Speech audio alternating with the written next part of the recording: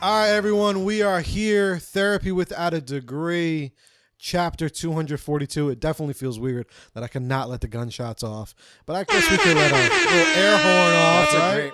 Yeah, a little something for the people. But you guys already know Joe Fiucarino is in the house, in the studio. Today it is just me. Javi is not here today. Zane is not here today. Figured do a little bonus episode recording on a different day of the week, so I'm switching up the vibes. I got a very special guest with me here. We got Ricky Rosario. What's up, Joe? Bro, what's up, man? It's a pleasure to have you here, man. I'm honored to finally be on the pod, man. Yeah, bro, this is lit, man. This is fun, man.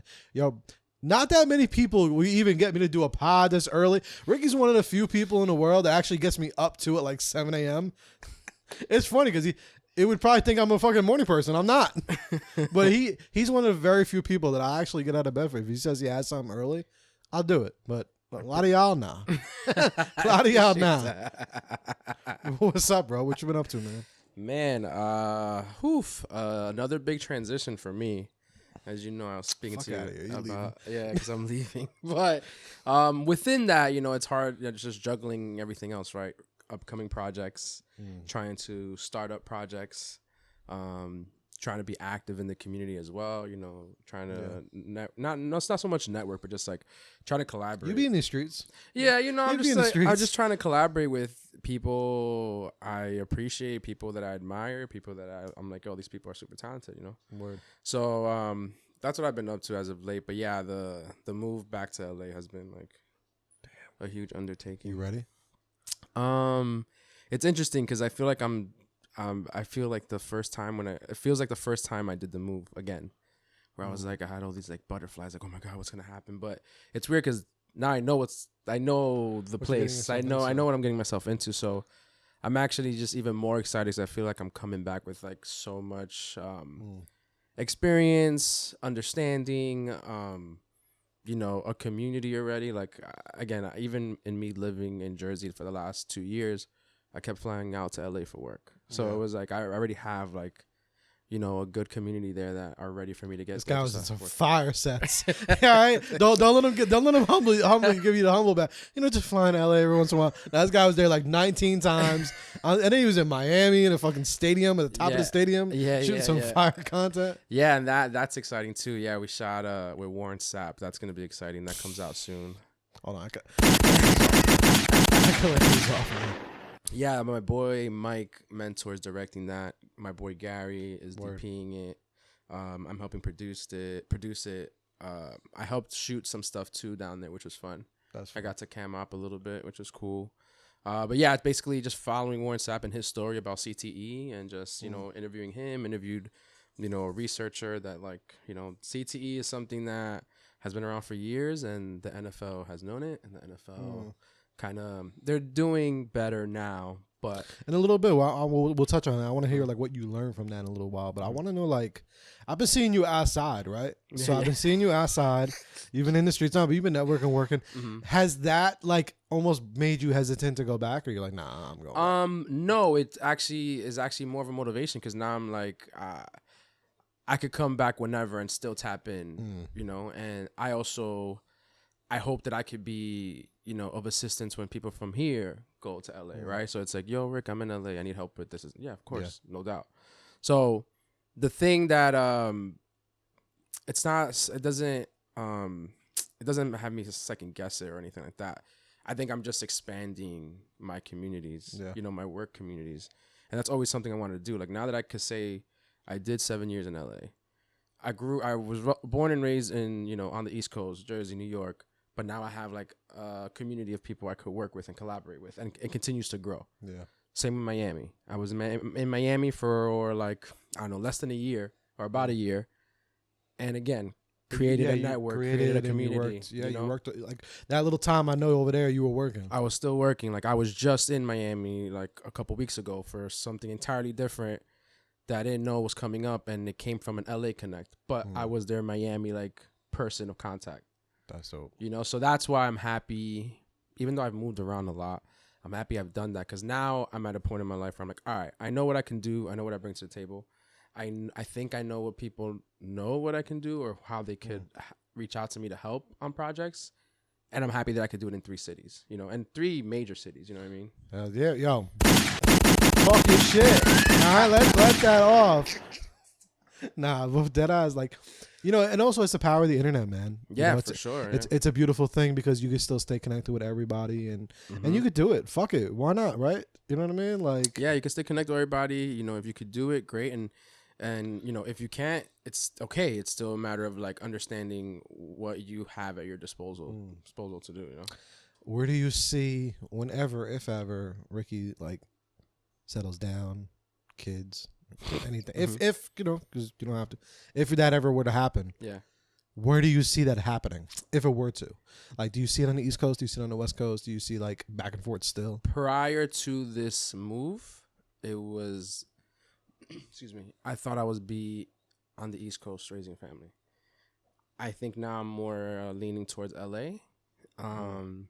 Just because I know I'm going to be there now for sure for a long time. Understanding like the ins and outs of the industry, and still learning too, right? Like there's still a lot to learn of the industry and stuff. But just knowing that me being there, I'll be able to get a lot more work compared to here. So all my family is here. So I do hope that I am living a life that I can still come here 3 months out of the year, right? Just because. And maybe I'm on a job that's 3 months. So I'll come with my kids and stuff like that. But I think it's going to be based in LA. Not unfortunately, but it's unfortunate because I was so passionate about raising kids here. Because I guess this is where you grew up. Not only where I grew up, but there's a certain tough skin that we are built. Is built by being here, growing up here, and I've only noticed that more. Like the more people I meet from the West Coast or that weren't born, on the East Coast, like there's a lot of soft people out there. Yeah, that are not. Not saying everybody, but I'm just saying for the most part. My experience in LA, like I would meet people that were born and raised, and I'm like, oh snap, like you definitely don't have the same like mentality. What do you think the difference is? Like, why so? Because you also hear, LA being pretty rough as well too. Certain parts. For sure. I think it has a lot to do with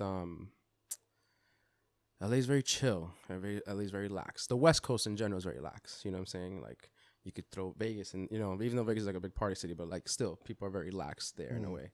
You consider all these little cities or areas in the West Coast. If you go into them and meet the people, like you'll see everyone's very just laid back, chill, and it's okay. But I think here we're just like so born into like a constant like grind, hustle. From a very early age, right? We're seeing our parents or our older cousins, older siblings, whoever, right, just doing it. And like that just can kind of like a domino effect for generations. Just like everyone just gets used to that. Yeah. And feels like that's the way you can't go move. to Dunkin' and be waiting for your coffee for more than 30 seconds. Yeah. Whereas in LA, people are just, take your time. So I'm gonna go shoot a film. You can finish my coffee when I'll come back. So I think that's the makes us so different growing up here. Like I remember when I first got to LA in 2013, whatever it was, people were like, "Oh, you're from the East Coast, right?"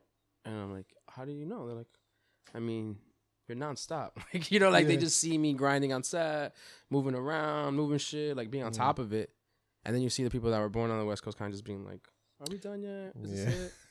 I guess because I wonder if that's because, like you said, like over there, that's like all they know, and like entertainment and media and stuff like that is very prominent over there. Over here, you start getting a little taste. And you're like, oh, let me not to fuck this up. Yeah, no, for sure, because you don't know when the next one's coming. And I think that was the biggest issue these last 2 years was I knew I could get work. It's just the volume of work just wasn't enough. Like we worked on a bunch of stuff in the last year or two, and they kind of came and went. Sporadic, right? And that's okay. But then I learned too, like, the sporadic jobs are great if the budgets are great. Exactly. You know? So, Yeah. and again, not taking anything away from the stuff that, you know, you and I worked on, or the other stuff I've worked on in the past couple of years. Is like, I understand there's budgets. Totally understand that.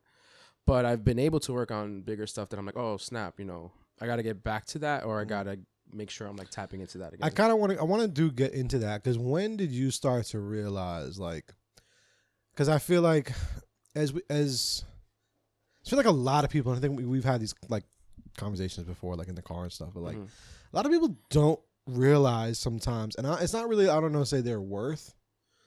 I don't think they realize what they should be focusing on sometimes financially, and especially in doing kind of what we do, because, you know, there's always like just a straight 9 to 5 that's like, okay, you know what, you aim for a certain salary, and then, you know, you want to try to even get even a bigger salary, right? But I feel like a lot of times everything else, and it doesn't even have to be just in entertainment, film, or anything like that. It could just be in general, like gig work or anything, or just in general, or even if they have a service or they're selling something. People just don't understand the value, I think, in what their time is, or even what they should be focusing on. Yeah. Like you said, like, you know, it has to be, you know, bigger stuff, because, you know, where did that kind of come from? Like, where did you start realizing? Like, I started noticing that a few years ago. I was like, look, some of y'all are trying to like go crazy every day trying to sell a t-shirt, and I'm like, fam, I can't profit on a t-shirt like $12. Nah, like, yeah. Like, you know, feel, and a lot of people, and you see a lot of people like, you know, going so crazy over selling that type of stuff, and it's like, okay, that's cool, it's great, could be your passion, I get that, but at the same time, once you start getting a little older, and you got some bills to pay, it's like, you know, because that's kind of the same side to the question I want to ask you is like, you know, me and my best friends, we actually talk about it a lot, and we're like, you know, as men, you know, I'm 32, he's 34, and we're like, you know, it's very and it's hard in 2022 to have your own place, to live on your own, and, you know, I've been by your place, beautiful place. Thanks, man. And, you know, you're on your own, and you don't have a 9 to 5, and you do, you know, what we do.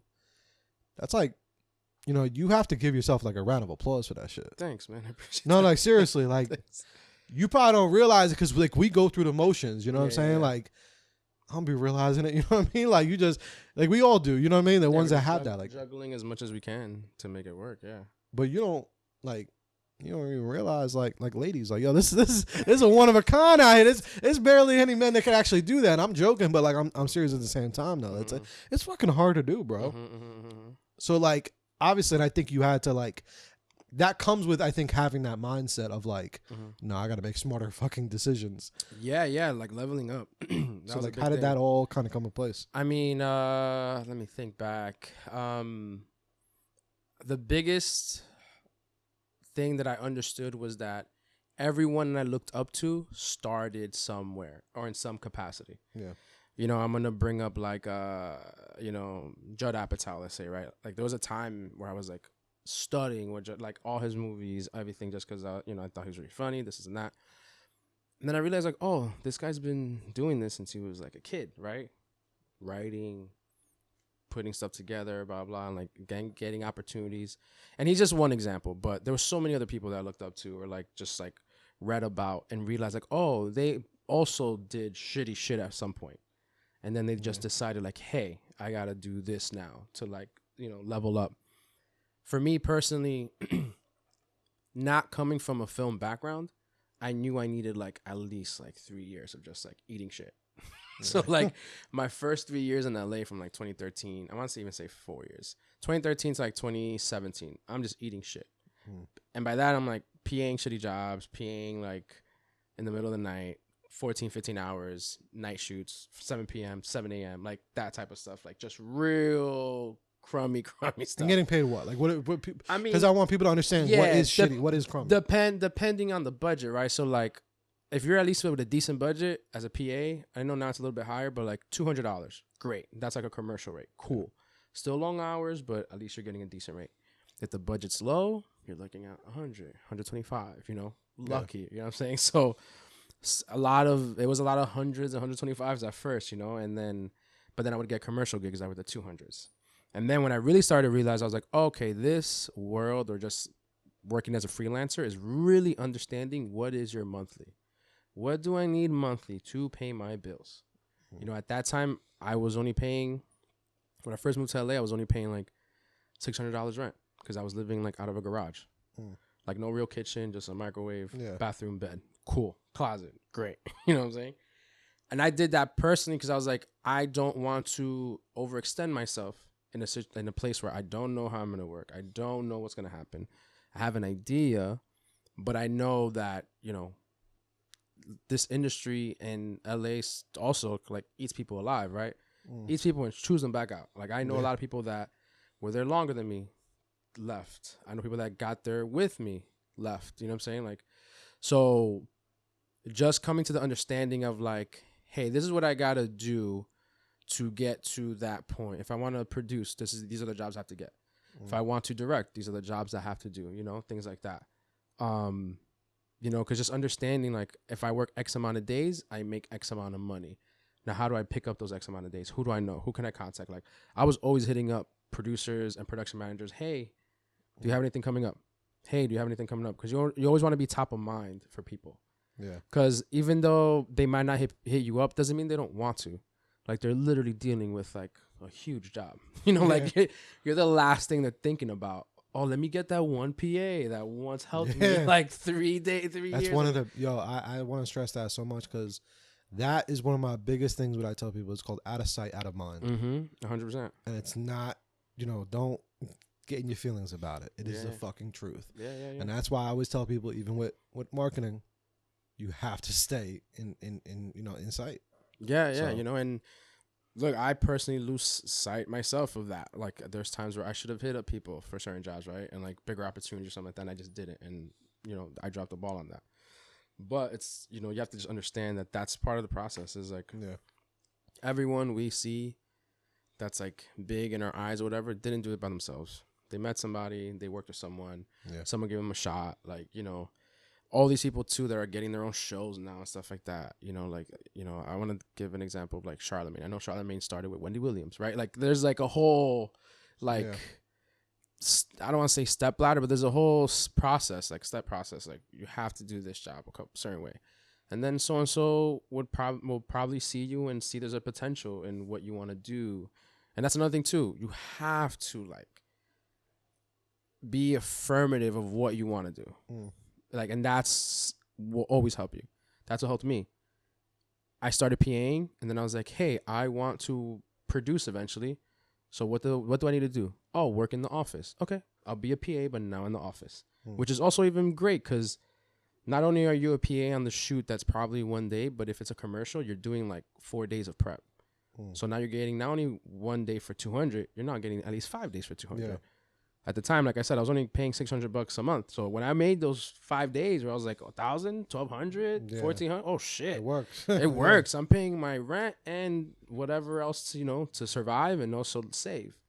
What do you think, like, maybe internally was like actually keeping you to actually think about that, like to go to that next level each time? Because a lot of times people just stay in that mode of just PA, and I think it's a lot of times like limiting beliefs. Like they think, oh, I'm just a PA, or like this is what I do. I don't have the experience yet or anything. But for you, what was like, nah, fuck that. We're gonna.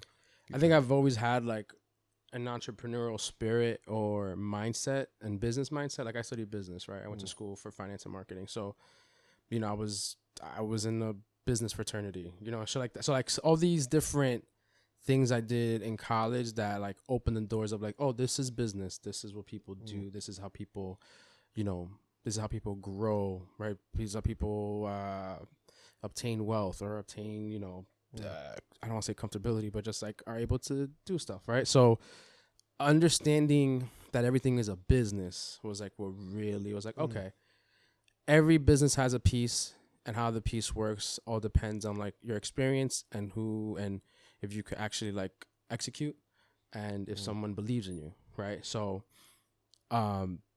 understanding that where it was like, all right, no one's going to tell me or give me the director position or producer position unless I say it or prove it, right? And like I've produced some commercials, but I've had to production coordinate first. I had to production manage first. I had to PA first because like you have to have a general understanding of like what everyone's job is. Yeah, and that's another thing too. Like, you can't just jump into it. Like You're kidding me? Like, you'll lose your shit. Yeah, that's like I lose my shit. It's like reverse engineering. Yes, that's a perfect way to explain it. It's like you always should reverse engineer. Anytime you see someone, you're like, I love that. Reverse engineer it. And you'll see like, oh shit, this person's been doing it for what, 10 years or whatever, 6 years? And then the rare times where you hear the stories of like, this person just picked it up a year ago. That's fine. Everyone's process is different. Like, they might have been able to take it on better because, I don't know, maybe they had experience when they were younger. They had no idea. Like, I know your story is like, you were a filmmaker when you were younger. And like, you know what I'm saying? Like, but no one gave you that push to be like, hey, really do it. You know, really do it until you got older and you realize, oh shit. The 90s, man. The 90s and the 2000s, like, it was just so different back then. 100% for sure. Like, it was like, realistically, yo, my mom was only like, yo, film school. Like, film school was the only, it was either that or like, it was crazy how different it was, man. Yeah. Insane. I mean, no one really understood that there was like, you know, jobs. Everyone sees content as like actor, director. Yeah. And it's like, yo, there's like 50, 100, 1,000 other jobs depending on, you know, the budget and the film or whatever. But like, there is plenty of work in that world. And you just have to like see where you fit and see how like that works for you. Yeah. Because you don't have to be famous. You don't have to be an actor. You don't have to do any of that. You can literally be in post houses, just doing edits. That's it. You know, so there's so many. Like you said, you can only, even if you could start there. And exactly, you could start there, and then you're learning now about the process from the last part of the process, right? Let's say like we're working in a post house. I have a couple of friends that did that. They worked in post houses for a couple of years, and then they come out being amazing directors because they know how to edit. They know how to shoot what they need, and they know how it's gonna look in the edit. You know what I'm saying? And I know they say, hey, don't leave it for post. Like, oh, we'll do it in post. You shouldn't say that. Yeah. But sometimes the director knows what they can do, and they'll be like, don't worry about it. I know how to add a filter, do this, change the color, change, you know, do a special effects, whatever, and that's fine. Yeah, there's a beauty in learning a lot of those different aspects, you know, like that's what I try to do. I try to like learn just enough. Like maybe I'm not like, all right, I'm not going to master, but I want to learn just enough to where then when I get to this point, I can kind of understand, you know, a little, like you said, you got to do the PA stuff. You got to do this to understand when you get to a certain point, you got to understand, oh, okay, you know, we got to do it like that because to understand them. And that's just like, I think with anything. Yeah, 100%. You know, I appreciate that I've been able to direct, produce, write, PA. I've even first AD'd. I've worked on locations. You know, I've done all these different jobs on set, and it helps me understand what those people need when I'm at the point where I'm like, I'm directing a big shoot. Oh, hey, I know art department needs all the help they can get. They need like 2 hours to set up. Give them whatever. You know what I'm saying? Like, understanding that only comes from, being on set a lot and doing different jobs. What was your first job? First, second job? What was the jobs before this? What was like the jobs that nobody knows about? I mean, I did a short with friends here that we never like finished. No. I'm talking like Dollar Tree. Were you at Dunkin'? I want to know those, man. Got you. Yeah. Oh, my first job was Linens and Things in Sea Caucus. Okay, Linens and Things. Yeah. Right there, like by Walmart and the theater and shit like that. Okay, what else? That was my first job in that was high school that was high school until I got to college. And then in college, those things was like 2 years. It was like my junior year, senior year in high school. Then in college, I got my real estate license. Okay. And I was like renting out apartments for kids at school. I sold a house to my cousin. I sold another house to a friend. So that was kind of keeping me busy. Okay. And then what after? I was after real estate. Also, while I was doing real estate, I was also doing, I was working, oh my God, I forgot about this. I was a caller to alumni at Seton Hall, so I would have to like call them and ask them for money to donate. Oh, okay. I mean, it was a chill job. It was at home or was that office? No, it was at school at the time. Oh yeah, that's a chill job. Yeah, it was on campus, but it was just funny because constantly getting hung up on and following. I've had those jobs. Yeah, I did that. But it was cool. It was like I got to see kind of like the inner workings of a school trying to like raise money and all that stuff. So it's funny. I did it for a school, but for financial aid. Oh yeah. So I was actually it was for private schools. Gotcha. Yeah. So it's for private schools for the financial aid company. Mm-hmm. So when people would call and they wouldn't know how to fill out the form for the financial aid, you would call me and I'd be like, all right, line B is. Yeah, that's funny. I did it for like 7 months. That's funny. So after that. So while I was in school, right, I did my real estate license and then I was doing that. That was freshman year. So I had my real estate license all through college. So that whole thing still was like my side hustle kind of thing. But outside of that, you know, my sophomore year of college, I got right into internships. So I got a paid internship with Sony, and I was working in their accounting department. Super boring job. Why Sony? It was just a fraternity brother of mine was working there. So he just put you on. Did you want to like? I wanted to be in media, right? Okay. And he just happened to work in the accounting department. He's still there now too, I think. Okay, that's dope. Yeah. So you took that and you were a Sony internship. How long was that? That was my sophomore year. That was like one of the second semesters or something. It was like a semester. Okay. Nothing crazy, but there I learned like, you know, expense receipts and stuff. Like I remember we saw a receipt for like Pink and her team or something, and it was like $1,000 dinner or something. I was like, what the fuck? What the hell's going on here? And then the guy running the department is like, yeah, you know, team meeting. Like, I'm like, oh shit, like that's crazy. That's how it works. Like, and you start learning, you start picking up those little things. Yeah, that's my sophomore year, right? So then after sophomore year, so now I'm not like picking up like a job per se. Now I'm more focused on like I got an intern, and there's paid internships out there. So Sony was paid. That was like $15 an hour at that time, was great, right? Yeah. Like I was getting paid really well. This is 2008. Around there? Yeah, so 2008. 15 straight. 15, you think, you know. I'm chill. Yeah. I was like, what? At that age and stuff, yeah. And it was only like a couple hours a week and stuff like that. So I would go before class, then come, or go on the day I don't have class. But it got me into that routine of like, all right, cool, I'm in it. Like, this is it. You know, still don't know what I want to do, but I want to be in media because I was studying marketing as well. So I was like, I want to be in media. I originally thought I was going to be like a stock trader and all that stuff because I studied finance. I still trade for myself, but I thought I was going to work at one of the big banks or something like that. Never happened. So after sophomore year, junior year is when I started interning with NBC. I was interning in the research department. And that also came about because of someone that I knew personally at school.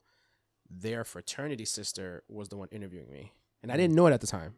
She actually told me after the fact. She was hey, so-and-so like gave a good word and like that's for fire. You. So, and that was another thing I learned so much, bro. Like, school isn't necessary for everyone, but there's a sense of community if you look for it. And that community is what's going to help you, like, move up. Like, again, I would not be in LA if it wasn't for my community at Seton Hall because they're the ones that got me into NBC. And that's where, like, the ball, like, started, right? If I didn't get that first into NBC, who knows? And that all started with, like, a Seton Hall, like, connection. So NBC, you were like, all right, fuck it, we out to LA? No, so junior year intern at NBC, still don't think LA is a thing. I'm just, like, learning media, all that stuff, whatever. I'm in research. That was cool, too, because then I started learning about, like, you know, we have access to everyone, all the numbers. We have access to every show's of viewership, viewership on the phones, all that stuff. Like, that was crazy. I was like, this is intense. Like, this is big money information that this is what these companies do. They pay big dollars to have all the data on what people are watching. Everything, yeah. But after my junior year, my senior year, I started interning again, but now with a different department. So I was at NBC Research junior year. Then senior year, I went to Strategic Marketing Partnerships under Telemundo. So still under NBC, just a different channel now, essentially. Yeah. And that's when I started getting, like, the production bug. And I credit a lot to, like, my intern boss at the time. I just met with her the other day. And she was very big on, like, hey, you know, what do you want to do? Because, like, don't get stuck here. You know, like, you know, her eventually, and then eventually my other boss after graduation were all like, hey, just like, if you don't love this, let us know. But what is it you want to do? So my intern that junior year, she's the one that got me in touch with who ended up being my mentor. And he's the one that connected me with LA. But that didn't happen junior year. That happened, like, after senior year. But I met him, like, junior year. When you met him. Yeah. Then senior year came. Senior year is when I'm interning at Marketing Partnerships, and that's where I met him. After senior year is over, I don't have a job right away. But, you know, everyone's like, oh, Ricky did a great job, blah, blah. But I didn't have a job right away. But my intern boss was like, hey, a position just opened up with another department. Would you be interested? And I'm like, of course, totally. She put in a good word for me. I got interviewed, got the job. And that was when I officially started doing clearance coordinating for the affiliate relations group at Telemundo. And that's basically the team that looks over all the channels, all the stations all over the country. And they're basically just responsible to make sure that the stations are running correctly. Yeah. So that job, again, was another... How old were you at this point? Like 25? I was graduating... After graduating college, I'm like, what, 21? 22? Oh, okay. Yeah, 21, 22. Yeah, that job too. So like, those, basically my senior year was when I really started like getting this like production bug. Still had no idea how to go around about it. And then after graduating was when I was like, I'm telling you, when I would just be at my desk just listening to YouTube clips all day. Martin Scorsese talking, Spike Lee, like, and then going back to the whole like, oh, what did they do before they became what they became? What was their journey? Exactly, right? And I already knew Spike Lee's pretty well because I followed him since I was younger, and same with Martin Scorsese. But then going deeper into interviews or just reading other stuff, you're like, oh shit, like they did a lot of different things, and like, you know, it all culminated into like what they are now, right? And it's like, it doesn't matter. Like Spike Lee has produced a bunch that he didn't direct. Spike Lee also wrote a bunch that he didn't direct, but then he also you know what I'm saying? So like understanding, having the like fluidity of like, oh, this is being a filmmaker, understanding how to make film, how to tell stories. Yeah. And I learned all that just like sitting at my cubicle listening to YouTube clips. Research, yeah. Yo, that's what I do, man. I'm always trying to listening to, you know, those stories or just, you know, self-development and personal development. That's all fucking day, man. Because it's all about perspective. Yeah, you know? yeah. It's all about perspective, you know. And then my mentor too at NBC, he used to produce. Well, he still was a producer, but now he was like more on the corporate side. So he used to produce all the time in LA, was doing like day show producing, all this other shit. And I was like, oh, that's really cool. And like, now he's an executive chilling at MSNBC. Amazing, you know? Yeah. And his whole advice was go to LA first. He was like, go to LA. New York is great. Everywhere else is great. But the business starts and ends with LA. Like, as much as everywhere else, but like, the big agents are there, the big studios are there. Like, that's it. Yeah. You know? Now it's obviously grown, right? Like, now we have studios, a lot of studios in New York, right? In Brooklyn, all these other places. A lot of big shows are based out of New York, you know? Same with Jersey, right? Jersey now is getting a lot more studios and stuff like that. But at that time, LA was a destination for almost... the main one. Yeah, it was the main one. So he was big on that. He was like, try out LA, and then you could, from LA, you could go wherever. Going back to our previous, what we said earlier, that's how Miami happens. That's how me coming back to New York, working however I can happen. It was because I did a lot of work in LA first. Now, what's mom saying? What's grandma saying? What are they saying at this point? No, they're happy for me. You know, they want me to stay. They're sad that I'm leaving so quickly, but they're happy that, you know, I've kind of found a lane for myself that like I don't really need to, you know, rely on my mom as much as stuff. I'm helping her for stuff, you know. So, it's very unorthodox because she's always like, "What are you doing today?" I'm like, I'm jamming through emails, like, you know, like I'm doing stuff. Like, don't think I'm not doing stuff. That's what I'm saying. That's why I want to know, like, were they like questioning? Was it questions? Was it like, how much are you making? Are you making money yet? Like, yeah, like I definitely, when I first got there, I definitely, like, you know, my mom helped me a little bit because I was just like getting going. But then like once I got, like, I want to say like 6 months into LA, my first year. Finally, like, got the ball rolling to just make my rent of $600. Exactly. That means I'm like 2 days a month, 2-3 days a month. But with that, I kept meeting more people, growing it more. It's to some point, like, my mom would call me, I can't pick up. Sorry, I'm on set. Yeah. You know, one of my best friends, like, he told me, he's like, I saw the transition change because, like, I would call you all the time and you always picked up. And then at some point, you just never picked up. Yeah. And I was always being like, oh, sorry, I can't pick up on set. Or if I picked up, I'm like, yo, sorry. And he'll hear all the walkies. He's like, why are you picking up? I'm like, my bad. You know, but they're happy that I'm busy. You know, obviously when like the whole HBO thing happened, they were just like, oh shit, like, okay, Ricky is doing it. You know, that's probably when they see it, right? Yeah. It's crazy because you're like, oh, I'm doing all this dope shit. Yeah. But then sometimes you need those things for, you know. Yeah, one of my friends too was like, yo, if Ricky says he's watching a movie, just let him watch a movie. Like, don't bother him. It's for a reason. Yeah. Well, because my friends always not made fun of me, but they would always be like, yo, Rick, let's do this. And I'm like, yo, no, I'm watching a movie or I'm doing this. And like, what? I'm like, yo, it's actually like work. Like, not work, but it's like, you know, research. It's research. It's inspiration. It's like, I need to do all those things.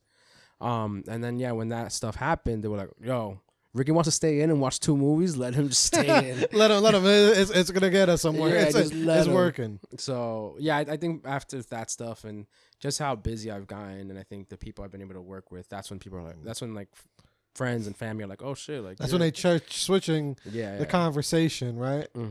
How has been because like, you know, everything I was saying before, like you're out here, you're grinding, you're doing things, and you're definitely like way above, you know, like your work ethic is way above average. Thanks, and man. You're doing a lot more than what the, you know, average person is doing, and even in the field, you know what I'm saying? Like you're out here moving, you know, and you're consistent, you know, you're going to different events and you're doing things. For you, what has it been like with just friends and family, like, because you've been having to focus more of your priorities more on yourself, you know, and you've been having to just focus, and like you said, just in that moment of like not answering the phone calls, and you know, I bet that happens in other avenues as well, like not just on set. It's just in general, like, okay, maybe, you know what, maybe on Friday night I can't just go to the bar because I have to work on this script, you know, like. What has that been like for you as a man in your friendships, and, you know, what do you maybe tell other people that are kind of going through the same thing? Okay. Yeah. It was difficult at first, but I think now anyone that is close to me understands, like, if I say I can't do this because of X, Y, and Z, like, I can't do it. Like, if I can, I will, and I would. But if I can't, like, you know, I can't. You know what I'm saying? And I think that goes back to just being intentional with your stuff, you know, and I think that's very big. I think we lack empathy and don't understand how to be intentional with, you know, what we want to do and how we want to do it, you know. So it's really having that, like, understanding within yourself of, like, okay, what can I do or can't I do? And how do I commit to execute, not commit because I feel bad? Yeah. What now? How would you, in those moments, how would you explain that to people? Like, would you explain? Would you not explain? Like before they got it. Like I get it now. Yeah. But like before they got it, how would you kind of explain that without like you coming off as a dick? Well, I would say, you know, like I would try to use the examples I would read about, right? Like, hey, Martin Scorsese did this. Like, you know, I would try to like explain to them, like, yo, you know, so and so that you love, like they did this for 5 years, 10 years. So like, give me a break. You know, I'm like, I get it. You don't think that I'm doing it, but like, I'm doing it. I'm trying to make it happen. So I think showing people the examples, then they're shocked by it. You know, let's even throw a Kevin Hart in, right? Like, he's very big on like all the struggle years he had and all that other stuff. And, you know, for any other comedian out there that wants to be a comedian, they could point to him as an example. Like, look, he did fucking X amount of years of nothing. Now he's the biggest star in the world, right? So like, but it didn't happen overnight. So that, you know, trying to like prove to people the process through real world examples, especially people they love or they, you know, admire. Like they're like, oh my God, so this so and so, you know, because I always hear people like, oh, I want to be an actor, blah, blah, blah. I'm like, well, who do you love? I love Leonardo DiCaprio. I'm like, well, this dude has been acting since he was 10. You can't be Leo overnight, but you can start now. You know, like figure out what that process is. Yeah, a lot of people don't look at the process. Yeah. And I'm the same way, man. I study that shit. I study like people, individuals. Like there's a couple people that I follow and stuff that I study the journey because you got to see like, wow, it's shit don't happen overnight. No, man. Like even credit to you with this podcast. Like your guys are like 200 something episodes, right? Yeah. And it's entirely separate from everything else you do, right? Because I literally have you on my phone as Joe Filmmaker because like, I know I could throw anything at it, like sound, video, podcasting, whatever. But again, you had to continue doing the episodes. Like I remember I was going back, like before this, I was going back to see like your earlier ones. I was like, damn, yo, they literally just had a table. It just like him and Zane just yo, even before that, man, yo. Was recording on the phone the first couple ones, you know what I'm saying? Even Zane came on episode like 33. Crazy. So you already did 30 sign of those by yourself, just like. Well, no, with a whole other team. Oh, like yeah. It was this transition, you know.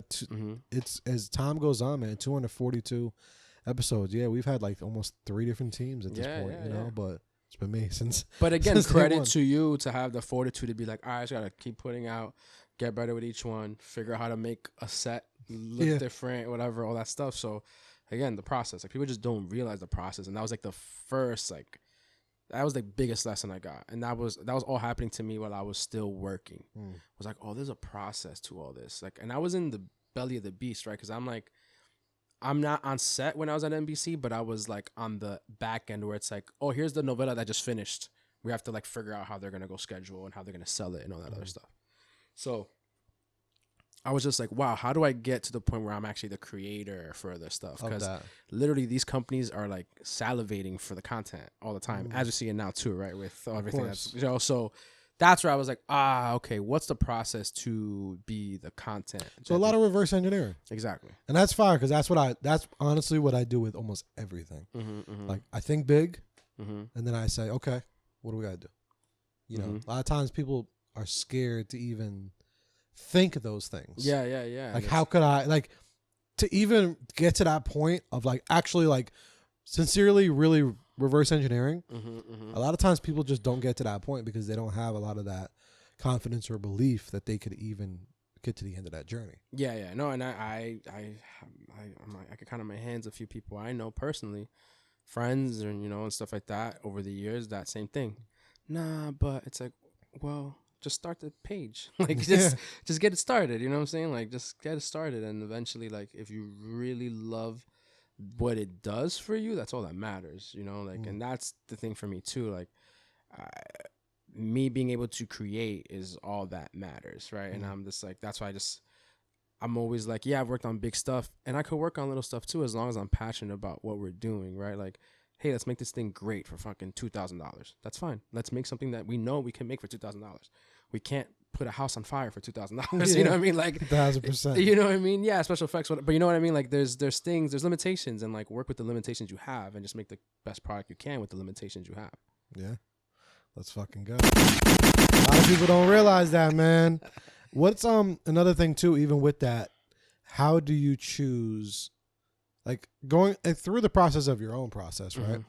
How have you made the priority list? Like how do you decipher, like when your homies before they got it and they were like, yo man, you know, come out on Friday night, do this, do that, you're gonna go to a party, or like you hear of a networking event and you're like, damn, I want to build that community, but I gotta finish this script. You know, like for you, because there's a lot of people that probably listening to this that go through that, like, damn, I don't, you know, like how did you decipher which to do? Yeah, priority list is hard, man, and I'm still working on that. You know, that's a constant that's a constant process because, you know, especially freelancing, there's always something new that comes up. Yeah, always, right? So it's like fuck. But for me, it's been an understanding of like what's the end product for this, or when is the end for this, right? So even right now, I could give an example. Like I'm working pretty much on like 3 different shorts that I'm producing or, you know, helping out in some capacity, right? It's understanding like, all right, how much money do we have for this one? What's the next step for this one to get to the next step, right? Yeah. We only have for something $1,000. We need 10, whatever. What's the next step for that? What do I need to do now to do that? Or what don't I need to do now to just like get on that later, because for whatever reason we can't raise that money that much. Now this other project, all we need is to lock in crew because the money's there and we can shoot tomorrow, right? So like there's that thing, is like really understanding where is the end product, when is the end product supposed to be done, and when is it like trying to be like visualized and come together, because at the end of the day, everyone's gonna be very super passionate about their own project. It's hard to get other people passionate about what you are passionate about. Yeah. It's very hard, and I understand that. I've been on the other end of it where I have to help someone with their stuff, and it's like, you know, it's hard to get everyone to be passionate about your stuff. It's always gonna start with you, kind of thing. But it's really just understanding like, okay, I can't make this next week. I can make it maybe a couple months from now. What do I need to do to get it done a couple months from now? What's the first step? Do I need to just hire a producer to help me? Let's do that. Yeah. And then go from there. You know, like I'm in the situation now with like the Abuela's Luck feature. Like I can't make that tomorrow. And I have people asking me, yo, I'm like, I can't make it next week. Like, you know, like, like I'm still writing it. Then there's the process of raising, you know, so like, you know, now for me with that project specifically, it's, I have to prioritize getting the script down right. Yeah. And also putting the pitch together right. I can't ask for any more money until this Yeah, stuff so is you right. have to like just piece it all together like a puzzle. Exactly, like a puzzle. This stuff needs to go right in order for me to get to that next step. Well, we're about to dig into Abuela's luck in a second. We're going to take a quick break, and then I want to know, man, because that shit was fire. I want to know how that shit came together. So we'll take a quick break. We'll be right back.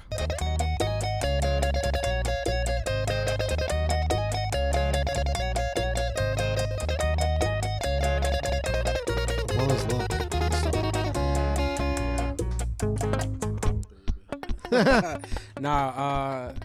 It definitely okay. So basically, when I moved to LA, I was missing home a lot. And I already knew I wanted to write something. I wrote something else before that wasn't good, just wasn't the thing. Okay.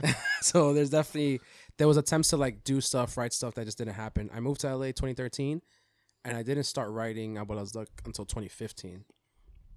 And again, it really came from missing home, and then also understanding like, hey, no one's gonna create the thing for you. Like if you want to say, I want to direct, like then direct something. If you want to write something. If you all those things came into play for sure. And that was already 2-3 years of me being there. But in those 2-3 years, I learned a lot. I was PAing a bunch, but I also learned, okay, this is how this works, this is how that works. Well, seeing directors on set, this is what they did. Yeah. Okay, cool. So I was writing from 2015 all the way till 2017 to like, I was writing a lot. And then, I think it was like 15 drafts or something like that. But eventually it was like, all right, let's try to do it. And then I was trying to put on my like business hat. Again, I went to business school. I learned finance. I learned marketing. So I was like, all right, there's a way to raise money. What's the most realistic number I can get to that I'm like, I can make something for that much? And the magic number for us was 8. So I made a budget for $8,000. Again, I'm still utilizing all my skill sets I've had in college, finance and marketing. So I'm making a budget, figuring out, okay, what is marketable about this script or idea that I can sell people on to help me raise money for it, So that was another thing too, where I was like, if anything with education, business should be like mandatory, because everything's a business. Yeah. Every single thing we interact with every day is a business. So I learned that, in learning that, I took that approach with what I was like, here's my little business. A film about this, we need X amount to make it. And if you help us make it, you get X, Y, and Z, all that stuff. So eventually when we decided, and by we, I mean like me, Gary was a huge help. My boy that DP'd it, he also helped me produce it. Shakira also helped me produce it. I had a lot of great people that were giving me great advice on the script, how to make it better, how to grow it and stuff like that.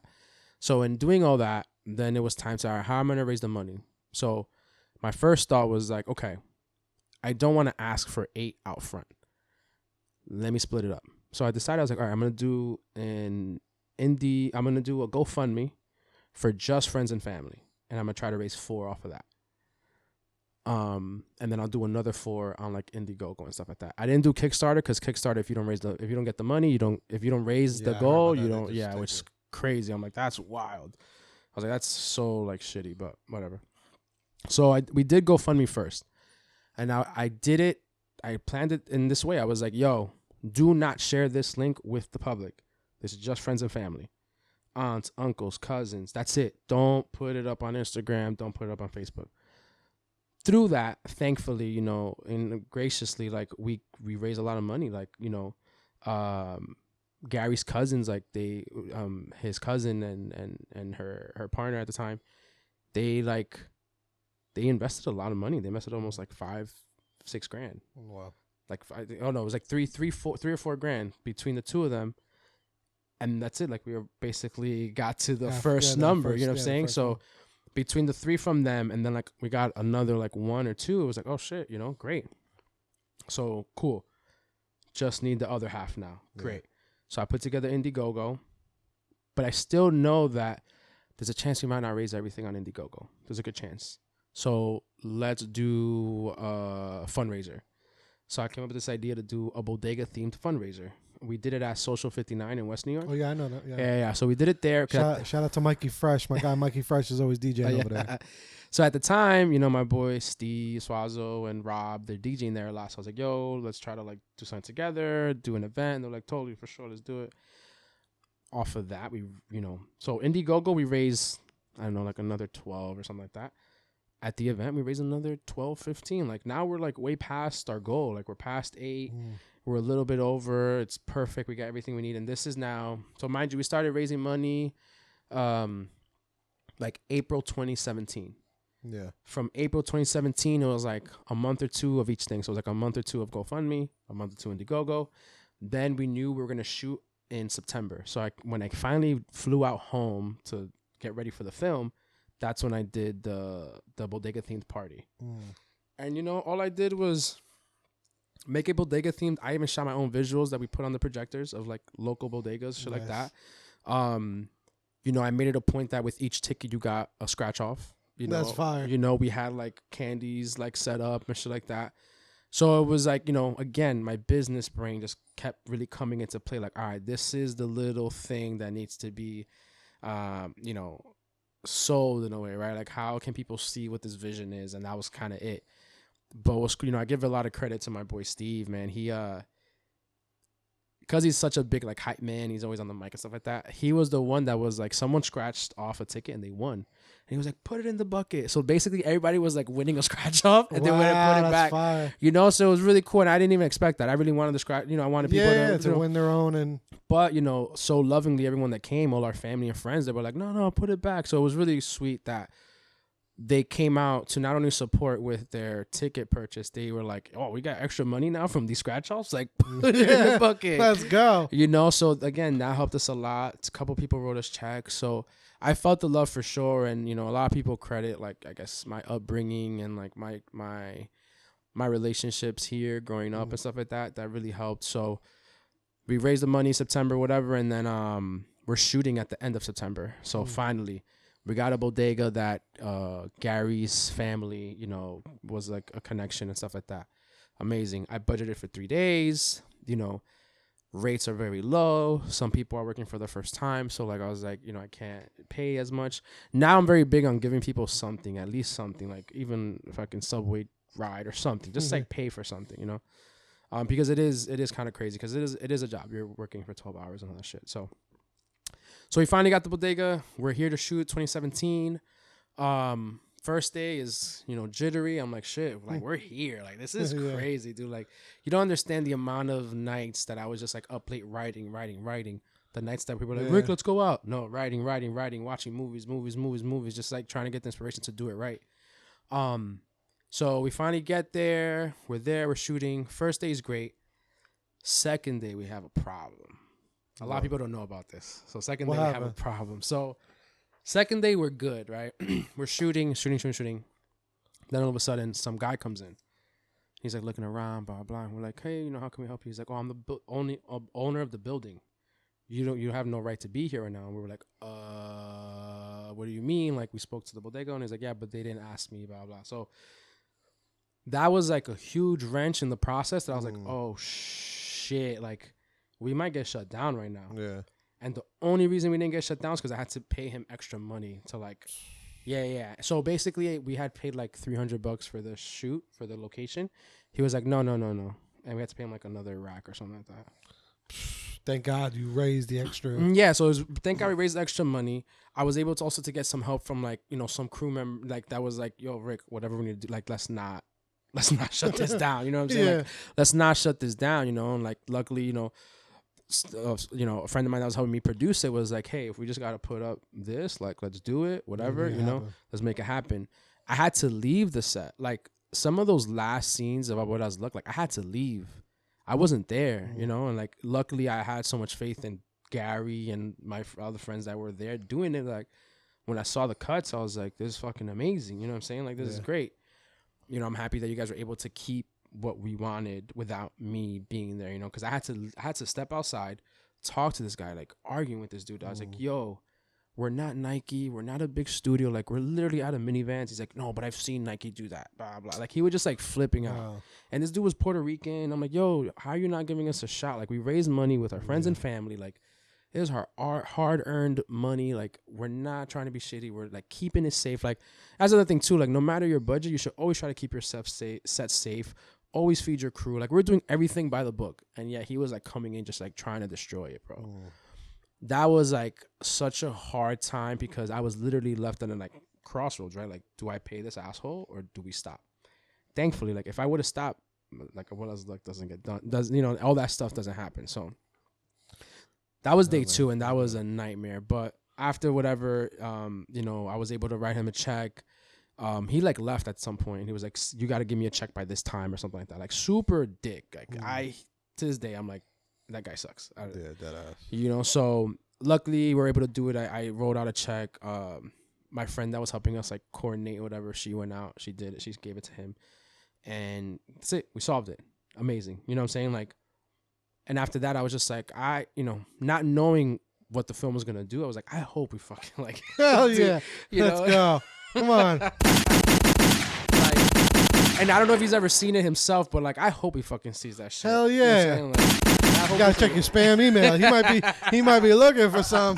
You got that receipt, right? Yeah. Like, I need more money that now. That shit looked fire. Thank you. Yeah, he's probably like, yeah. So that was day 2, man, and that was day 2. Could have been an extra, man. Yeah, you could have been a fucking extra. That's all I'm saying. You know, could have been on HBO, buddy. But so that was day 2. It was cool. Get the fuck out of here. Sorry. And it was crazy because that was the day that we were shooting like some of the most pivotal scenes. So I was like, fuck. Like I was very like distraught about it. I was like, damn, yo, this guy's like taking me out of it. I was trying to make this shit go so smooth, and this guy just totally fucks it up. But it was fine. It was good. Like it was. Again, it was my first time like really, really directing. So I'm also very big on like, I'm not gonna have people like say everything word for word, especially if they give me a better idea. Yeah. Always. Like I'm always open to ideas. Like what I wrote is there's a through line or a message or a theme. If there's other ways for us to get to that, cool, unless there's a specific joke or line that I want. But other than that, I'm the same way. I like you to be you know what I'm saying? Freestyle it. And I give credit to a lot, to the actors, Manny, Wilton, Shakira, even the other Manny. There's a lot that I wrote, but there was a lot that they improvised, and like it brought so much more like, natural and just like true to the world that I may have missed. Not only may have missed, but it's like, especially when you're writing scripts for Spanish, like you kind of have to write them for English because people that might invest have to read it in English. They're not gonna, so whatever. So there was things that I would write, and I'm like, look, there's like 50 ways we could say this. So which way can we say it? And then we didn't workshop it. I'm like, all right, let's say it this way. And then like we could. Then it's like, when you say that this way, then this can now change on like how he reacts or how he responds. So that was cool to see that. And now again, that was like my first time really experiencing that. So on another cool thing, I always like to say this because I shout out Gary for this because it was really crazy. You saw the film. So my favorite part in the film. Spoiler alert. Yeah, spoiler alert. Go pause it. Oh no, is it anywhere? So it's not anywhere right now, but I am planning now to roll it out again as part of the raising the money for the feature. Gotcha. So stay tuned. But pause this. Come back. So my favorite part in the film. There's a part in the film when the robber comes in, right? And like the lights go off. Whatever. Yeah. So that wasn't in the script. That was not originally in the script. Literally day 2, me and Gary, whatever, we're workshopping. We're like we're switching to another scene. And Gary's like, yo, for tomorrow's scene, because the third day was when Shakira came out and we were able to work with her and stuff like that. He was like, yo, for when we get Shakira tomorrow, like, I want to do something different. I'm like, what do you mean? And this is on the car ride home after. Like after, I know. Now I think about it. Sorry, that was after day 1. Then we started figuring it out for day 2 to try to figure out for day 3. So after day 1, Gary in the car was like, "Yo, I'm not happy that our lighting isn't changing." I was like, "What do you mean?" He's like, "Our lighting isn't changing. It's gonna be like super boring. That it's just like lit the whole time." I was like, well, it's a fucking bodega. What do you mean? Like, like I'm trying to like, but like I'm open to it. Like, what do you mean? What do you mean? And he was like, yo, what do you think if we shut off the lights? And I was like, shut off the lights, shut off the lights, shut off the lights. I was like, oh, you know what? Maybe we have her come in and like tell them to shut off the lights. Done. Easy. Yeah. And that was like the fix. And then like on day 2, in between setups, me and him are just like workshopping. And we're like, oh, how did the lights come off? We were like testing the camera from the top view, whatever. That actually is a really nice little touch. And that was all, relying on your DP to understand the mechanics of lighting and like, shit like that. And even framing, you know what I'm saying? Like his understanding for that allowed me to see what he was talking about and understand how that could like push the film forward, you know? It does, because, you know, also that's like with content in general, like even me with like my social media like ways, I'm always like, things should change. Like, it should change. Yeah. You don't want to always stay like he's like, you know, that one key light, whatever whatever lighting that is. I don't want to always look at that for 10 minutes. I want this to shift. I want it to go different ways. Even if the angles are different, but you want to just throw in a little wrench.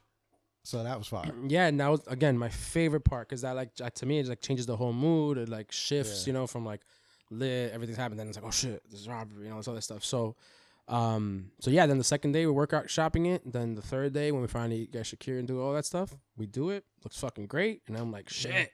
And then in the edit, when I saw it, I was like, fuck. I was so hyped. I was so hyped for that, because I was like, damn, yo, this really, like, sets a tone that we didn't have leading up to that, you know? Yeah, bro, that was fire, man. I can't wait for everyone to see it. Yeah. I want to know what would like, was it just a creative story that you just wrote? Did it inspire? Well, creative story I just wrote, but definitely came inspired by, like, you know, just growing up buying scratch offs from my. I still do it today. Like, every time I go to my mom's house and she's there, I'm like, here. Okay. And if I don't come, she's like, where are they? And I have to go back downstairs. That's fire. So the whole practice was just like always buying her scratch offs, and you know, everyone in my family just knows to buy her scratch offs. Like, oh, you're gonna see Abuela, like, make sure you come with scratch offs. Were you very close with her? Were you raised, like, who are you? Yeah, well, so she's still alive. You know, she is actually turning 99 next month, and she's like kicking, dude. Hold on, man.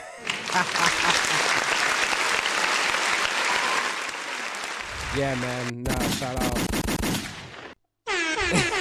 Bro. Shout out to my abuela. Like that. She's 99 and she's still kicking. She's still a force of nature, so it's kind of crazy. But yeah, she, you know, when my mom was pregnant with me, she helped my mom a lot with the pregnancy and all that stuff. So yeah, she pretty much raised me. She always says like, I carried this kid every time I came back from DR, blah blah, always whining and crying. I'm like, Jesus Christ.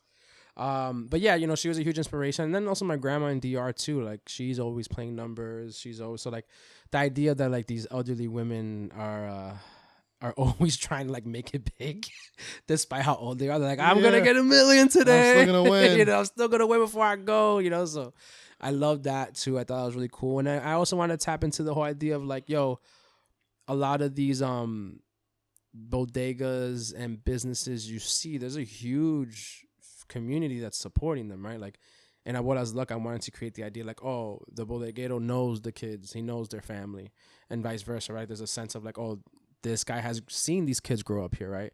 Now this kid's like a little shit trying to buy, you know, beer or whatever. So like, I wanted to create that, and the feature's gonna dive into a lot of that too, where it's like now it's gonna be more about the family and the family dynamics, and like, you know, how, you know, there's a sense of like our communities, we support each other so hard, and yet we are still partially our downfall, because like we support to an extent, and then we are like, well, you're here stuck with us, too bad. Why do you think that is? I think it's not having an understanding of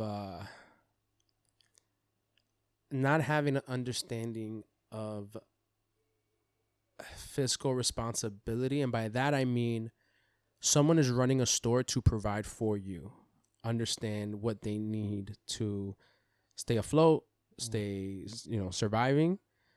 But also, if you can do that too in some capacity, figure out what that is, right? Like, I feel bad when these bodegas get robbed and shit like that. It's like, yo, why are you robbing this guy for $200 when you can figure out how to get $200 by doing something else? Like, you know, like all the violence and stuff that's happening is like really unfortunate, and it's so sad, but it comes to understanding fiscal responsibility. These people feel that they don't have any money, so they have to rob whoever has money, right? Yeah. Where it's like, yo, you'd be surprised how many people want to help people with no money. So if you were to present something to someone and be like, hey, I love this, blah, blah, blah. Oh, shit, you know what? You're not someone that robs a store. You're not someone that whatever. Let's help you out.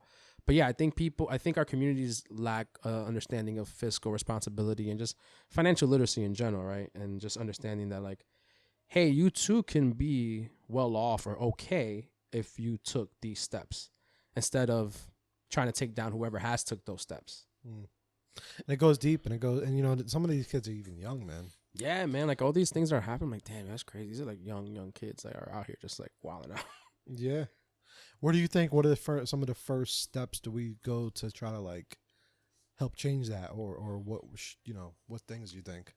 I think providing the spaces and the resources for younger generations to understand all that stuff. I think what we see now is just generations of people saying the same thing and understand or feeling that that's the way they have to move or feeling that's the way they have to be.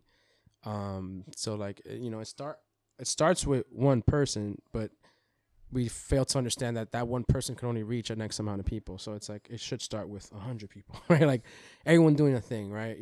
I could touch base on like, the studio stuff I was trying to do. Like, that's the kind of stuff I think is needed, is like studio spaces, creative spaces for people to understand, oh, this is how I could do something. And not so much creative spaces, because like my big thing is like merging creativity and business, which again, everything's a business. Everything we see creative is a business. Yeah. You listen to music, that is a business. You listen to Spotify, that is a business. You buy albums, that is a business. You know what I'm saying? Like, so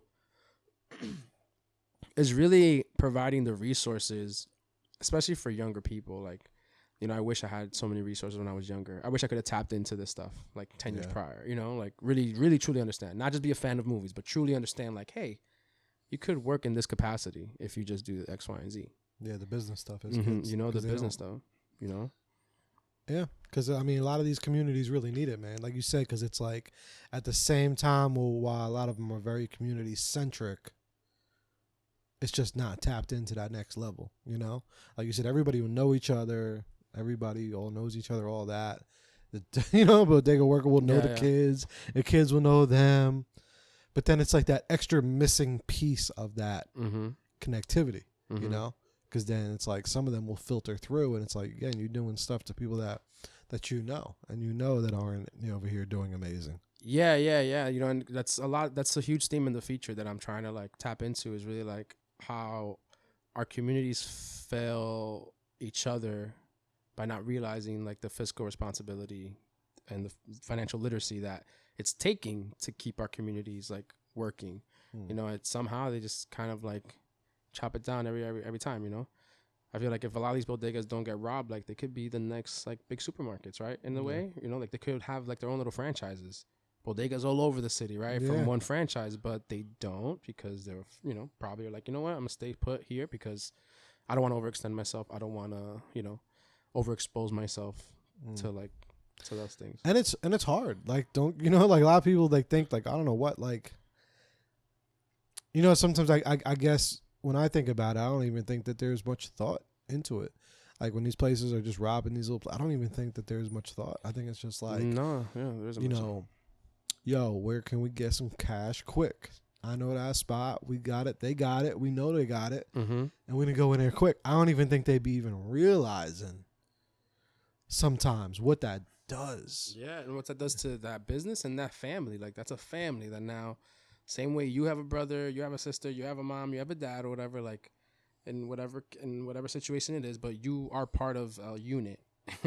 and now this person's unit is suffering because of something you did. Like, and that's another thing too. I think in society in general, like we lack a lot of empathy to understand, hey, this is doing something to somebody that I wouldn't want it to be done to me, right? Yeah. So why am I doing it, or why am I okay with like totally screwing this person over? You know what I mean? Like, totally no questions asked, screwing this person over. Yeah, because exactly, because if it was your parents' place, if the younger kid is doing it, if it was your parents' place, it's like you wouldn't want that shit. You wouldn't want that shit. You'd be ready to fight. Exactly. You'd be ready to fight. Like, oh, you found out someone did that to my mom's store or my dad's store or whatever. But sometimes I think they don't even really think about it. They just think, oh, no, I'm going to go snatch 100. They ain't going to feel it. Yeah, and that's another unfortunate thing, too, the idea that, oh, this person's not going to feel it. Like, no, they feel it. Like, they feel it. It could be, 20,000. It could be 100,000. They'll feel it. You know what I'm saying? Like, anyone that has worked hard for their money, they're going to feel whenever they lose X amount. It could be $1,000. Like, they're going to feel it. You know what I mean? Yeah. So that whole logic, too, I think is shitty. Like, they won't, like, no, they'll feel it. Even billionaires, they'll feel it. And granted, like, you can have whatever your thoughts are on millionaires and billionaires, but, like, anyone that loses their hard-earned money, they'll feel it. Yeah. I think it's really important, man. I think that's a really important topic to like touch on, you know, over time, especially, you know, through the film and just in general, you know, like trying to help out, like you said, those. It's just about communities being more connected, man. Mm-hmm. Like you said, it's just about more, and that's one thing I always try to do too, man. Like with my like, it's funny because like I have a friend who's like, oh, why do you just stick to just, you know, like I feel like I'd be in the streets, but You do be in the streets. but I also still try to do a lot of focus in my town. Yeah. Because at the end of the day, man, it's like we didn't have that, like people touching the deep sides of the community. Mm-hmm. You know, you always have the people that hit the political side and hit like the sports side, and then you know, or the people that are already super tapped in, right? But that's a fucking what 30-40% of the town, of your community. There's still a whole other side, like you said, of the people that are just in those bodegas every single day, that are just or just in life, you know, just going to the different stores, just moving around in our communities, just living your regular everyday to day life. And they're just not connected. So they're just not connected to maybe like anything political or anything that's even being going on in the town. Anything like that. They're just not connected because unfortunately, you know, most of the parents are either working, you know, busy, you know, taking care of families, taking care of kids. They got life stuff going on. They maybe can't be, you know, invested like other people can be. And again, going back to like the generational thing, the parents don't understand like the financial literacy and fiscal responsibility to do certain things, right? Like, you know, I think about a lot of immigrant parents that come here to just do the thing, provide, which is, you know, super grateful for that and for them. But if they had somebody that said, hey, by the way, all that hard-earned money you're doing, like, buy a house, invest in this, do that, you know, like, but they're not told that, right? Especially immigrants, they're just like, work. You know, and going back to like my mom asking me like, what are you doing? I'm like, I'm doing a bunch of stuff. You know, like I'm still working. I might not be in a place like doing a thing, but I'm still working. You know, like I also invest in stock. So it's like that's also work. You know, it's like you have to use your brain. You have to think logically. You have to think, you know. It's working smarter, not harder. Exactly. Working smarter, not harder, man. Like that's why, you know, it's like, yeah, I want to get to the point where I have 3 jobs for the whole year, but they're huge jobs. Like, you know what I'm saying? Like that's it. That's all that matters. And it's possible. And it's possible. That's the thing. People don't understand that it is possible. You know, or they limit themselves. No, it's super possible. Hold on, I want to lower this a little bit. Oh, you know, you're good. Because that's definitely something, man, that I think that is super, super important. Is just tapping into that part of our community that just needs to be, like you said, I guess more educated. And also sometimes it's like what I try to do is I try to just curate a vibe. No. Sometimes and to help people to get to even to those places to where they can have a mindset shift. You know what I'm saying? That's one big thing. Like I try to always do at Napoli. We'll do like the little karaoke nights and we'll do the things. And those are cool, man. I see those all the time. Like that's, again, you're getting a bunch of people to come together. Yeah. Do something maybe they haven't done before, or do something they want. They like, oh my god, I love doing this, and I can't find it anywhere else. But now I'm finding it right in my town. Some positive stuff locally. You know? Yeah. That's just more like fun, you know, because it's like it's tough, man. Sometimes it's tough to even just find stuff that you want to do. Like, you know, we bounce around. We be like, all right, we'll be in the city in a couple hours. We're gonna be there. But a lot of people, bro, they in their town. They're in the next town. You know, like that's it. So it's like if you know. You just fall to whatever you have accessibility to sometimes, you know, because it's hard sometimes to, even if you want to step outside of that, sometimes we don't have the resources to do that. So people just go down a block and then what's down the block? You know what I mean? They start end up in other situations. So I think now as people, it's like our kind of duty, if you can provide some type of vibe or some type of thing for your community, like something positive that they could be like, oh shit, down the block there's that. Yeah. I could go to that instead. You know, like to me that's just always super important. It's just creating those things, you know, that the real regular everyday person can maybe enjoy, relate to, and it will help get them into a better positive environment. Yeah, and again, connects them with their community. Now they're getting to meet more people that are interested in those things or want to do those things, or you know, and then you're growing the relationships from there. Yeah, you know. But actually hitting the people, like, you know. So if anyone's listening to this and you want to do it, like, that's great. But I want you to try to, like, tap into the people that are not already tapped in. Yeah, exactly. That makes any sense. Like, try to tap in creatively. Try to think about that. How do I get the people that live in these apartments over here that probably have no idea what the fuck's going on? How do I get them interested? You know, because then we bring them into a different world that maybe they didn't even know existed. Yeah. So that's always super dope to me. And Abuela's Luck was on HBO Max, man. How long was it on there? Yeah, man. So that was from 2019 to 2021. Hey, bring me a round of applause for that. Thank you, man. That's when they were like, "Oh, okay, it's working now, right? Yeah, you can watch the movies." Yeah, man. And again, special shout out to the good folks in the family at the New York Latino Film Festival, which I know you finally got to meet some of the good folks and, go to some events and stuff and screenings. And again, that doesn't happen without their support. And it's funny because, fun story, when I was at Telemundo, the first film festival was them. And really? This was 2011. So this is before I go to LA, all that stuff. Yeah. I actually got to go to the film festival, and it was crazy because it was like I saw the HBO stuff. I got to go to the after party. It was like opening night kind of shit, and I was like, "Whoa, this is crazy!" Yeah. So then, years later, when I finally get into the production thing and whatever, I'm like, "Damn, yo, I would love to be a part of that festival," because I was like at that time too, and even now I would say like they were like the premier like Latino film festival. Yeah, hands down. Like there's other ones and there's a lot of great ones in LA and stuff like that, but they were the ones that they the top. Yeah, they're the ones that everyone went to. You know what I'm saying? Everyone stopped by. So when I submitted to them, I was like, if I get into that and that's it, cool.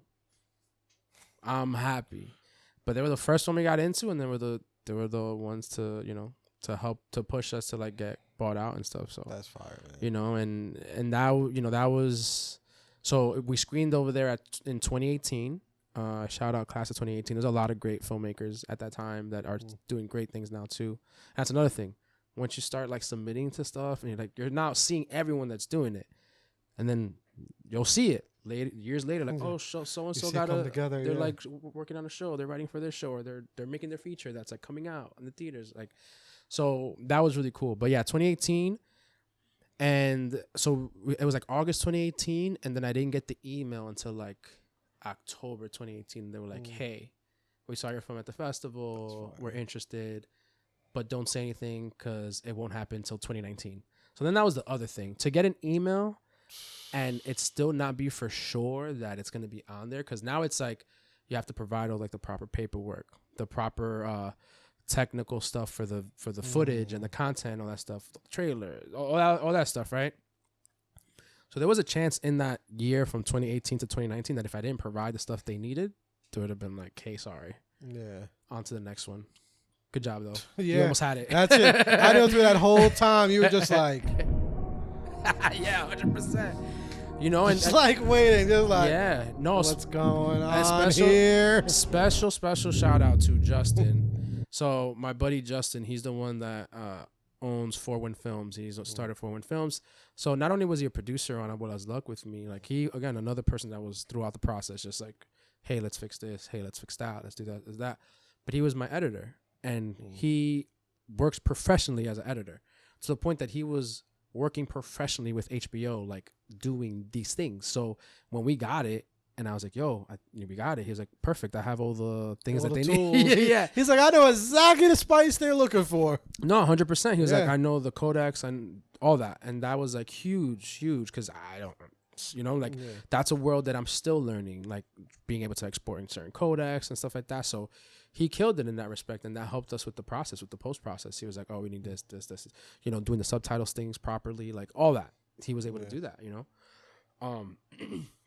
But yeah, so got the email like 2018, and then pretty much waited the whole year. And like I told certain people at first, I told like obviously like the core group, like, "Hey guys, like this is happening, like it's crazy."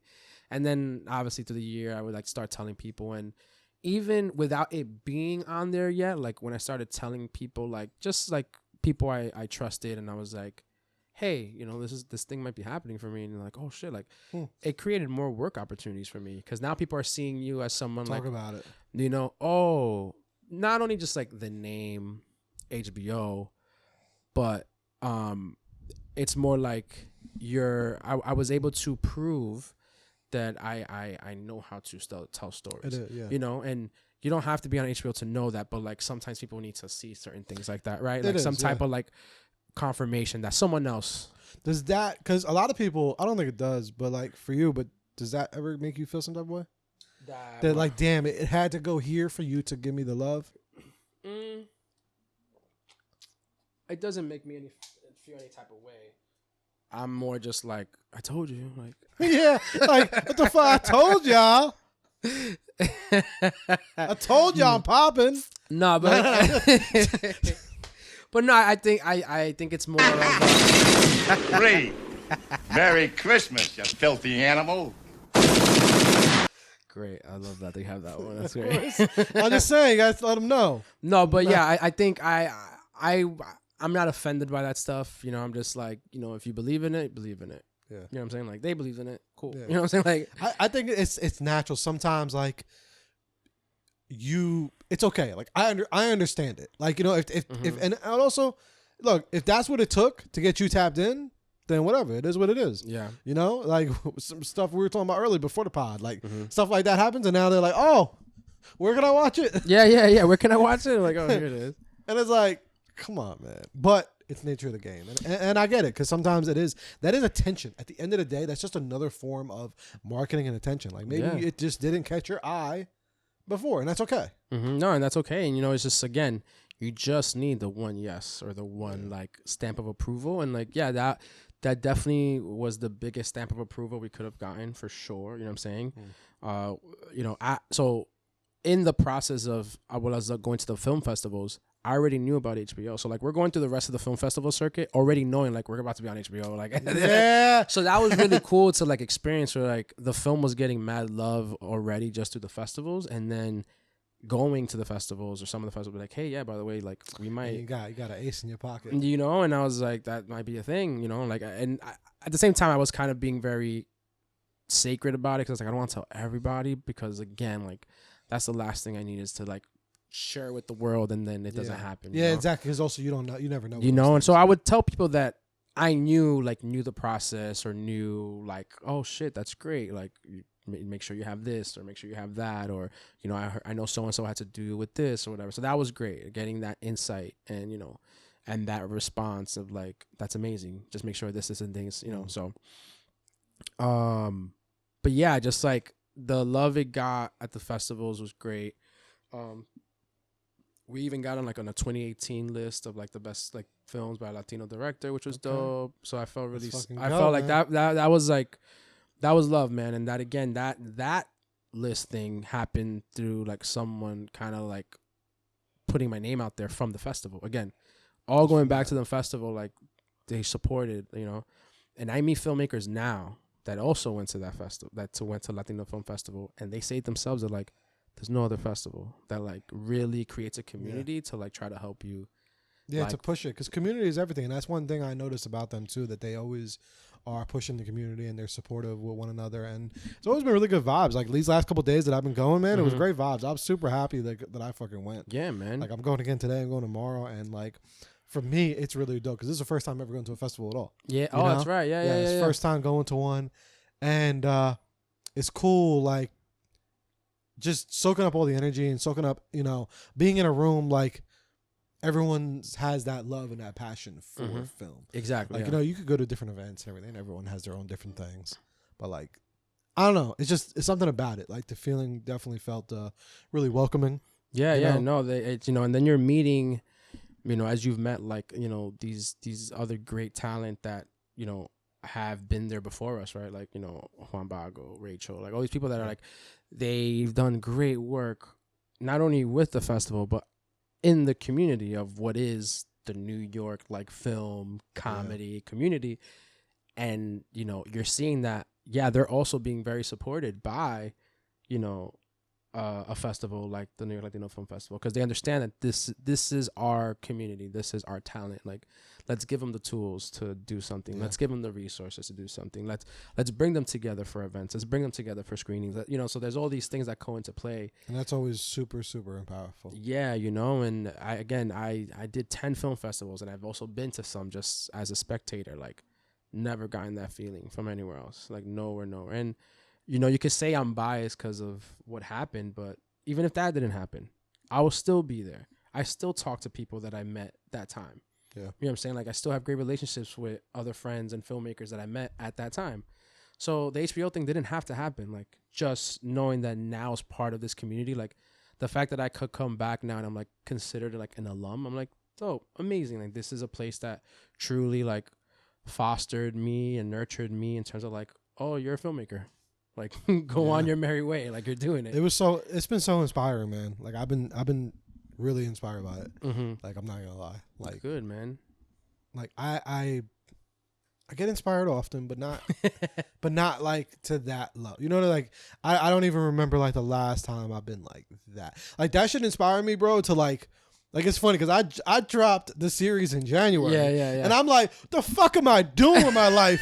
I gotta go home and write a script. I like what am I doing? Nah, and then it inspired me because Jersey Media might need a film festival. But that's what I'm saying. But now you're seeing kind of like the inner workings of like, okay, they do pick stuff up, right? And I think a lot of people, but not even that. Just like, it's not even a picking up. Like, it's just that community, the vibe of just everyone coming together to watch it, like on a big magnified scale. Like I did a little premiere for mine. It was cool. It was vibes. That was inspiring as well too. But for this it was so inspiring to just see other people able to share their visions and their stories. And I love like the behind the scenes shit. Like I love the story you just told about the light, and like I love that shit. Like even just yesterday at the end, like my favorite part about going to this is hearing the director at the end or hearing whoever at the end. Yeah, listen to what those are my favorite moments. Like, okay, I'll watch the film, whatever. You're not gonna show me the film. I want to hear the end. I want to hear like those little things. And to me, that is just so magical. Yeah. And you want to, because again, everything you see, there was a lot of like thinking, practice, like a lot of things that go into it, and probably more than 5 to 10 to 20 to 30 people that were responsible for it. 1,000%. So that's always the most beautiful part to me is like seeing that, like those little things. Like, I don't know, man. That's the beauty I love behind it, because, especially when we're talking about film, it's like there's so many things to go behind it. And just a beautiful thing, man. Yeah. And festivals are great, man. Like, again, I still have great relationships in other festivals too, and I'm not trying to bash everyone. It's just, I think a lot of people can take what they've done, which is like really nurturing the talent, nurturing the communities. And because people come there from far and wide. Like, I met a lot of great people that live in LA, but I met them at the New York Latino Film Festival. But they're part of the community, right? They're Latino filmmakers, they're minority filmmakers, so it's like all that stuff, being able to tap in with the same people that are doing it at different levels, but still doing it, right? And like, you can reach out to for anything, right? Like, I've had friends from that festival reach out to me for script thoughts. Hey, I don't know about this sentence or whatever. What do you think? No problem. Yeah. And I think home, when I say home, I mean like Hudson County, Bergen County, Jersey, like Northeast. We have this like mentality that like, oh, anything that I'm giving my time to is worth money. For instance, someone calling me for that script or whatever, like some people will be like, nah, I gotta charge you for like, and I hate that shit. Yeah, me too. It's like, yo, just help. Yeah.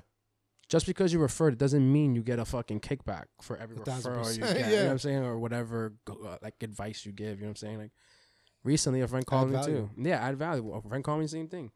Yo, writing the script, there's a Dominican and a Cuban, like, can you help me like workshop this like one situation? Yeah, no problem. No doubt. You know what I'm saying? Like, and that's off of building the relationship and the rapport, especially if you start working with these people in different capacities, then they understand what you could bring to the table. Like, you don't need to charge that. And again, it's just back to, you said it before, and it's very important to me. I actually just put it on one of my most recent posts is, just treat others how you would want to be treated. Yeah, man. Like, that's like the number one thing. Yeah. In my life, that like that's like the number one principle that I probably live by.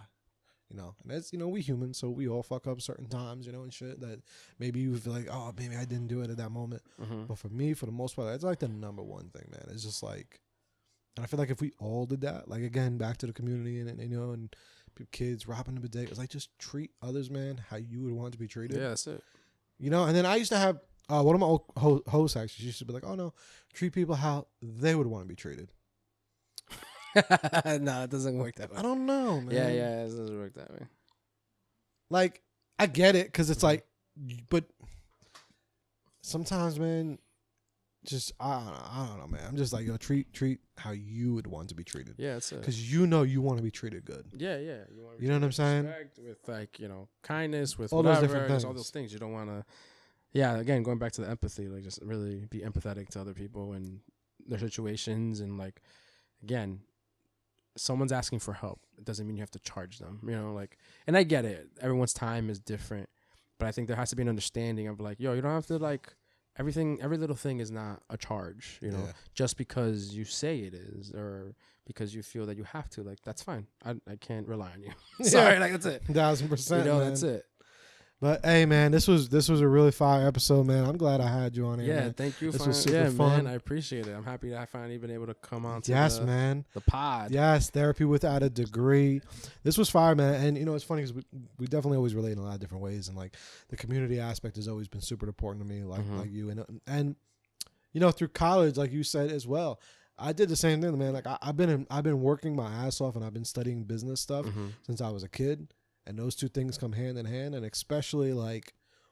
A lot of people don't use those things that they pick up. Like I had to think about that recently. I was like, you know, shit, I've worked in a bunch of jobs. I was a manager at a bunch of jobs. Yeah. I was a store manager at places. I've done so many different roles.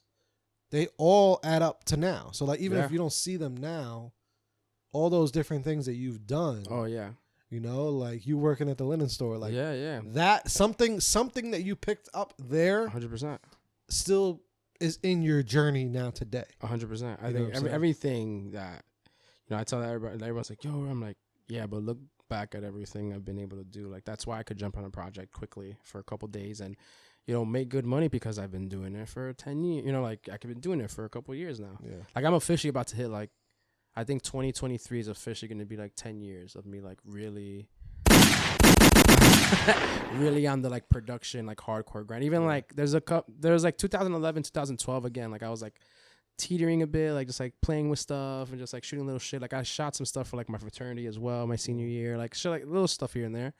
But really going hard as like, this is my job, this is my day to day. Like, what do you do? I work on production. Yeah. And it's so funny because everyone's always like, what do you? I'm like, music videos, like anything you see on TV, like those things, I work in that world. You may not see what I've done, but like I work in that world. Yeah, you're working in that world, man, and you're being consistent. Yeah. And you're able to keep putting in the effort, man, that it takes.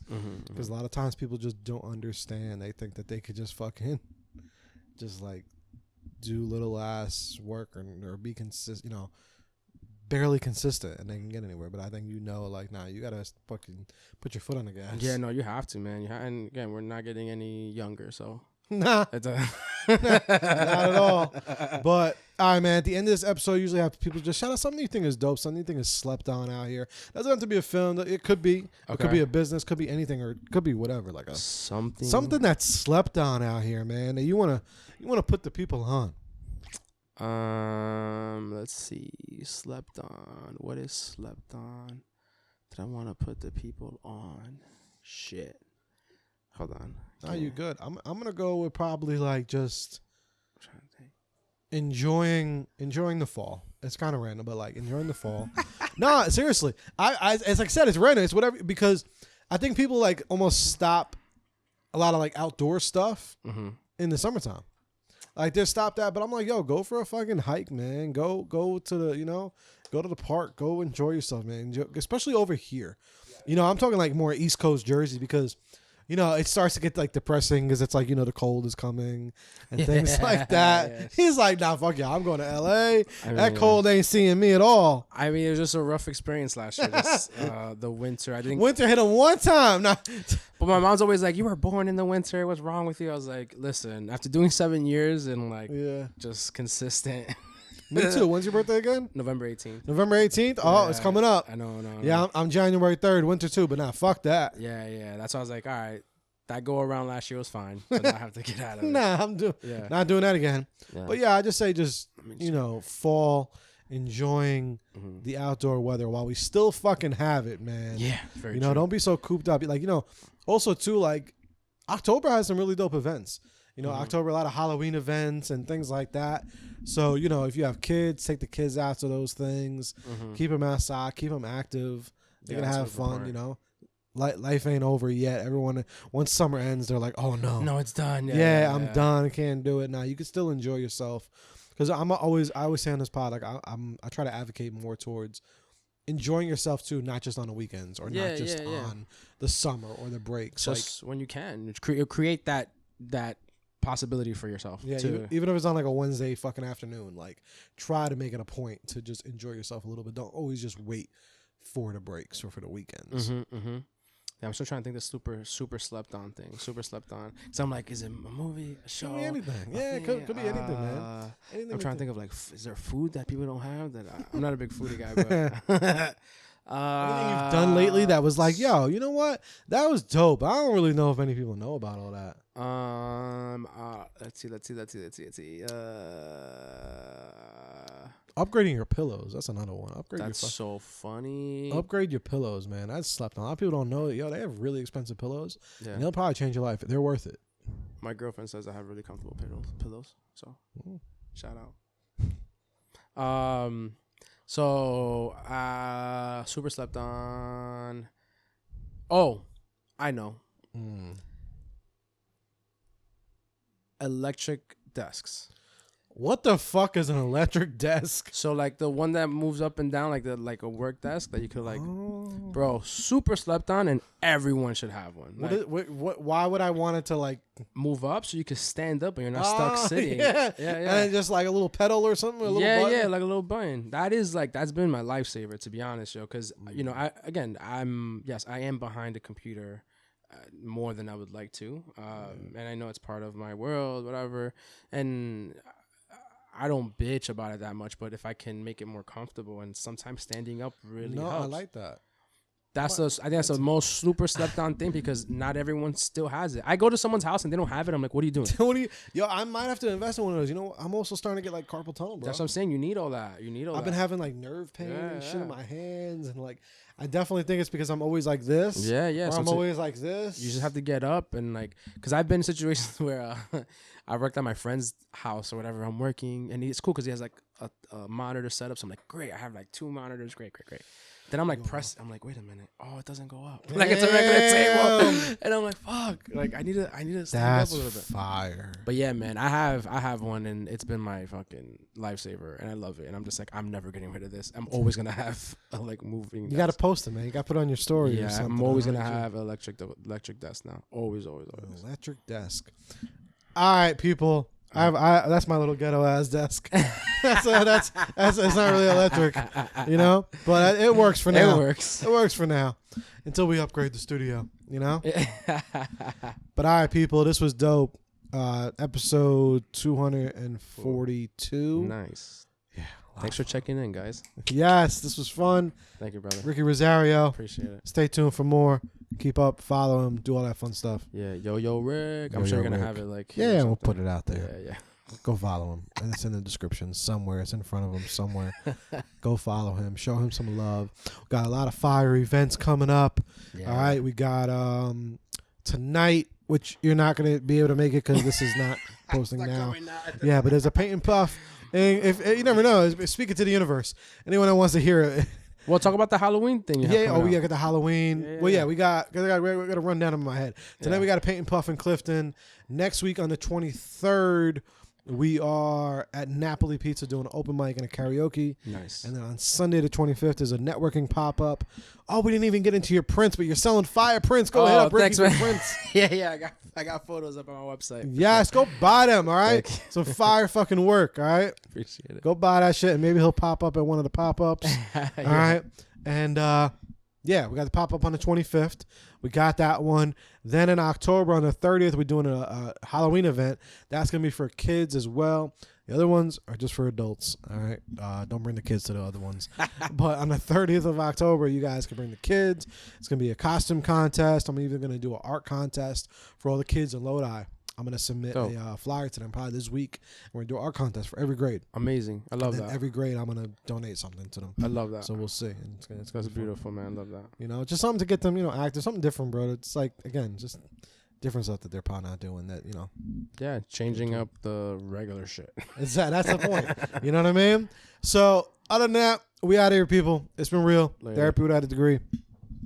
Peace.